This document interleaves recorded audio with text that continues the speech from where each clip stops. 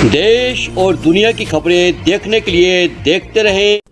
नमस्कार, इस कार्यक्रम के प्रायोजक हैं कप्पे सिंह एंटरप्राइजेस प्रेमनगर। आसान किस्तें, भारी छूट, सबसे कम रेट का वादा, आपसे हमारा ये है वादा। उत्तराखंड का दिल कहे जाने वाला देहरादून से बड़ी खबर सामने आ रही है कि देलाराम चौक से साईं मंदिर की ओर जाते समय पैसिफिक मॉल के पास गाड़ी की साइड को लेकर दो व्यक्तियों के बीच आपसी विवाद हो गया। विवाद इतना बढ़ गया कि एक दूसरे को गाली गलौज पर उतर गए और जान से मार देने की धमकी देने लगे। आइए पूरी जानकारी के लिए चलते हैं एसएसपी ऑफिस और सुनते हैं इस पर क्या कहना है एसएसपी महोदय का। आज 14 तारीख की रात्रि को थाना राजपुर पर शिकायत मिली थी, जिसमें कंप्लेनेंट है श्री यशोवर्धन जी और उनके साथ एक टैक्सी में जा रहे थे। उनके द्वारा शिकायत दी गई कि जब वो राजपुर रोड पर जाखन क्रॉस कर रहे थे तो वहां पर एक गाड़ी जो है एक एसयूवी गाड़ी और एक से पीछे जो है एक स्कॉर्पियो बोलेरो गाड़ी थी, जिसके द्वारा सायरन बजा के उनको ओवरटेक किया गया था। और ओवरटेक करने के बाद आगे उस गाड़ी को रोककर ड्राइवर के साथ गाली गलौज मारपीट की गई और एक वेपन निकाल के उसको धमकाया गया था। चूंकि समस्त घटनाक्रम में उस समय जो कंप्लेनेंट थे उनके द्वारा वो किसी को उसमें पहचानते नहीं थे, ना ही जो ड्राइवर था वो किसी को उसमें पहचानता था।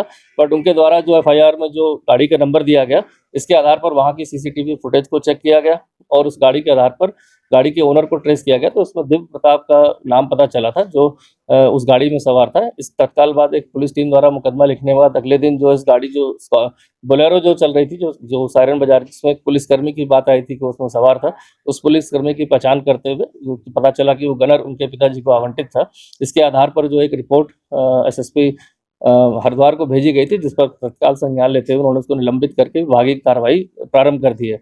साथ ही साथ इस पूरे प्रकरण में जो भी जांच के बाद जो पीड़ित थे जिनके द्वारा कंप्लेंट दी गई थी, जो उनका ड्राइवर था जो टैक्सी में चला रहा था, उसके द्वारा जो बयान पूरे विस्तृत बयानों के बाद उसमें जो धाराएं जो हमें 126 और 352 भारतीय न्याय संहिता की धाराओं की वृद्धि की गई। साथ ही साथ जब उसमें फुटेज में देखा गया कि एक वेपन हाथ में था आरोपी के पास, तो उसके आधार पर जो है इसमें जो 30 आर्म्स एक्ट की धारा इंक्रीज की गई, जिसके तहत अगर कोई अपना अधिकृत वेपन या लाइसेंसी वेपन का दुरुपयोग करता है या उसका शो करता है या किसी को डराने में प्रयोग करता है तो उसके तहत उसका निरस्तीकरण और जब्ती हो सकती है। इसके लिए भी रिपोर्ट जो है जिलाधिकारी हरिद्वार को प्रेषित कर दी गई। चूंकि ये तीनों लाइसेंस जो है 3 लाइसेंस पाए गए थे वहां पर आरोपी के खिलाफ, वो तीनों लाइसेंस हरिद्वार जनपद से ही निर्गत हुए हैं। तो आगे की कार्रवाई के लिए वहां पर रिपोर्ट जिलाधिकारी महोदय को हरिद्वार को प्रेषित कर दी गई। साथ ही साथ इसमें जो गाड़ी जो बोलेरो गाड़ी थी, जिसके द्वारा सायरन बजाकर और गलत तरीके से ओवरटेक करके वहां पर रैश ड्राइविंग की गई थी, उसको देखते हुए उसको भी तत्काल ही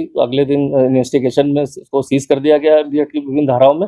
और आरोपी जो है वो अभी अपने घर पर मौजूद थे, उनके पेरेंट्स को भी नोटिस रिसीव करा दिया गया कि 3 दिवस के अंदर जो है देहरादून पहुंचकर यहाँ पर अपने बयान दर्ज कराएं और साक्ष्यों में कोऑपरेट करें। इसके बाद सभी साक्ष्यों के आधार पर अग्रिम विधिक कार्रवाई को अमल में लाया जाएगा।